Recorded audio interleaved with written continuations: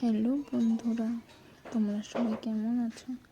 আজকে আমার একটা সিম্পল চিকেন রেসিপি, যে আমি আগে কখনো ভিডিওতে ভয়েস দিইনি বা কখনো দিই না, তো তার জন্য আজকে দিচ্ছি। তো আমি এখানে চিকেনটাকে দেখো ভালো করে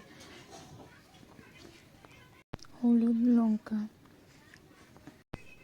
লবণ দিয়ে মাখিয়ে নিয়েছিলাম। তারপর আমি আগেই আলু আর তেজপাতাটাকে ভালো করে ভেজে নিয়েছিলাম। তো এখন আমি চিকেনটাকে ভালো করে ম্যারিনেট করছি।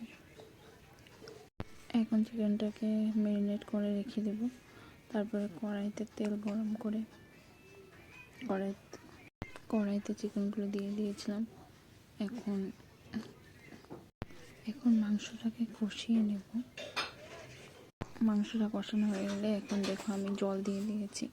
তারপরে দেখো